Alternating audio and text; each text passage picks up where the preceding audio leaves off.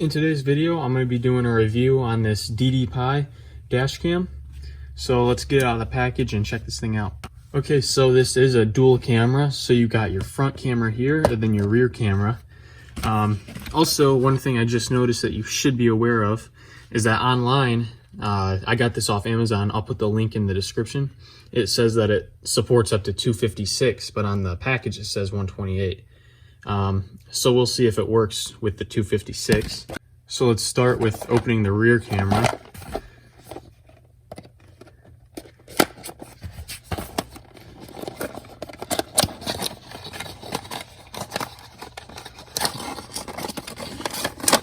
So here it is. It's got the adhesive, a little lens protector, and then the cord, which is supposed to connect into the big cord that goes to the front camera, I believe. So here's the cord. It's 10 feet, I think it said. You're supposed to plug this into that rear camera and then run this up to your front camera. That's where this plugs in. That's it for that. Got your instructions. And then for the front camera, let's open this up. More instructions. Looks like something in there. Let's see what that is later. Got your power cable. This is a USB-C. The camera itself feels pretty good. It also will pick up audio too. And we got the base that the camera clicks into, which swivels so you can position the camera however you want it. And it somehow locks into here. So the camera is removable from the base too, which is pretty cool. So if you want, you can just unclick it and pull the camera off. And then it does include a little trim tool for installing the cable. I'm going to be installing this in a 2015 F-150. So what I'm thinking I'm going to do, I'm going to get the front camera mounted first, and then I'm going to run the wire for the rear camera. I'm probably going to run it above the headliner, but we'll see. So I'll film all that and show you how to remove the headliner. It'll be the same on any 2015 through 2020 F-150, and pretty similar between all trucks. But we'll get to that in a minute. We're gonna get the front camera installed first. Okay, so I mounted it now. When you mount it too, make sure you have it so that the plugins are facing towards the back, and not towards the front. So that way you can take your wires and run them up over the headliner. I actually lined this up too with the sticker, so I know it's 100% straight. That's what it looks like in there. So pretty cool.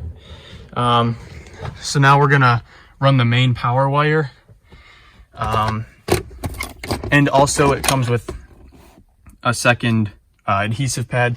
So that way if you get your windshield replaced or something, you can just swap it over and install a new one. So yeah, let's install the power cord now. And it actually came with, I don't know where I put it, the cigarette lighter plug-in, which I'm going to be using for now. I ordered a OBD2 one, so that way I can just run power straight from the diagnostic port up the A-pillar through the headliner and then down to there. But that's not supposed to be here for a couple days, so I'm just going to install this for now. Okay, so I started routing the cord for the rear camera. So what I did, I took it and I actually zip tied this cord to this one for the rear view together, just so they kind of stay together. Okay, so the camera is installed now. Make sure you have that faced up, and then you can actually rotate the camera however you need to. So all the wires are just down here behind all this sound dampening, all the extra.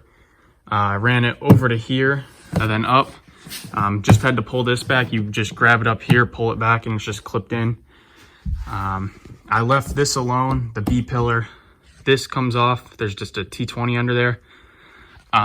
You probably can leave that too, actually, but I took it off. So I ran it up here. I dropped the A pillar down just a 10 millimeter behind that and that. Unplug your tweeter speaker there. And then I took the sun visor off. There's a 7 mil under that cover, and then a 7 mil right there, and that pops off.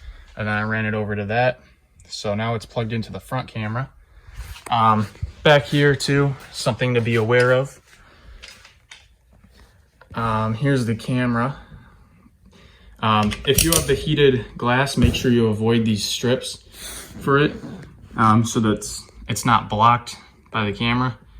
But yeah, that's pretty much it. So we're gonna plug the front camera in so we can try it out now. So this is what it looks like inside.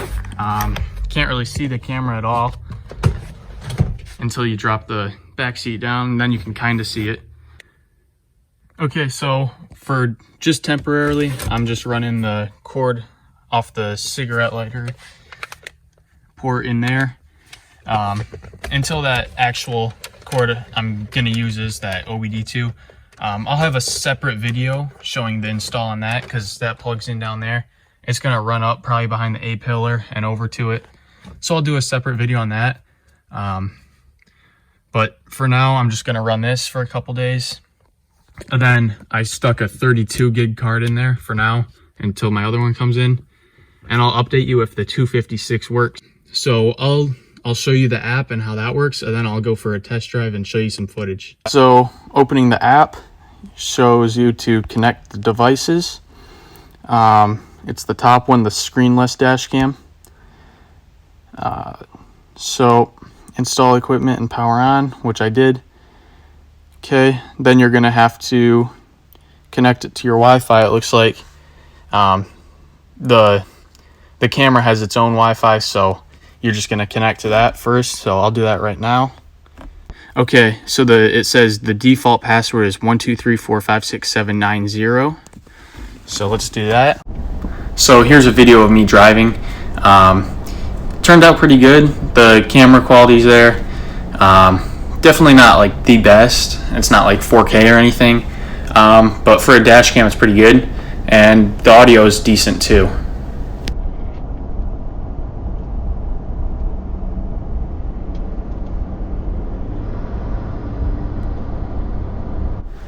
This is that rear camera.